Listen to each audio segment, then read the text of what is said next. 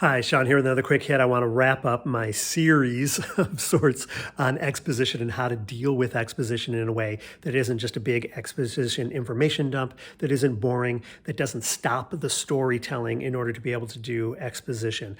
At one point I talked about one of the tricks that you can do is you can kind of just make fun of the exposition dump. It's something that we all know exists. I mentioned Tom Stoppard's The Real Inspector Hound. Within the play, The Real Inspector Hound, there's two critics who are watching a play, and the play they're watching plays out in front of the audience as well as watching the critics watch the play out. Within a play, near the opening, there's a character who's a maid who answers the telephone, and this is what she says. So this is Tom Stoppard's The Real Inspector Hound. Hello, the drawing room of Lady Muldoon's country residence one morning in early spring. Hello, who?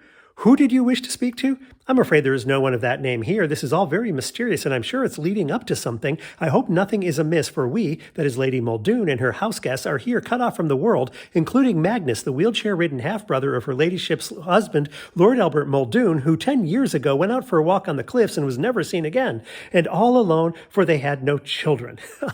So this is something she's saying to actually, a wrong number phone call. Why is she saying all of that? Because her character in the play, her job is to do the exposition dump. We call this feather dusting in theater, and it's a phrase that should catch on in film and television as well. Feather dusting it was kind of a standard way of getting exposition out.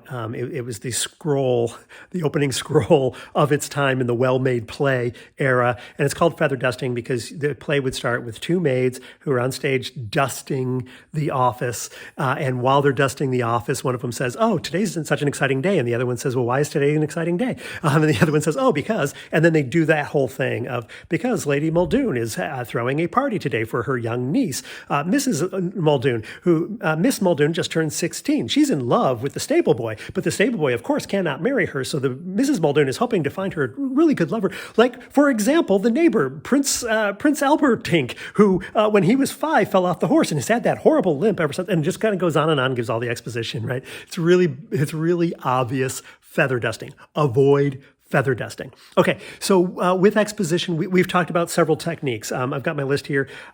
We've talked about introducing a new character into we used ER as the example. The new character needs to be explained, the exposition, so that's one way of getting it out without it feeling just like a dump.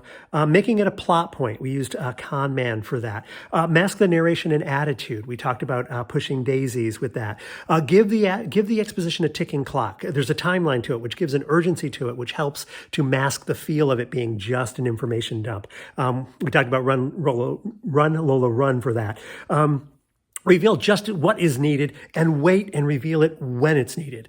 Girls 5 Ever was our example on that. Make it entertaining. We talked about Woody Woodpecker Goes to Camp for that, and the example I just used. Show, don't tell. And we used Batman, Superman, Battle of the Super Sons for that, of rather than telling the exposition, show it to us. And subtext, which I used quite a while ago with Equalizer 2 as being a way of giving exposition out through subtext. So those are the methods I came up with that I have noticed. What am I missing? Let us know in the comments below. Let's start a conversation and come up with a more complete list of how you can do exposition in a way that doesn't feel like a boring, obvious feather dusting exposition dump. Okay, this has been Sean with another quick hit.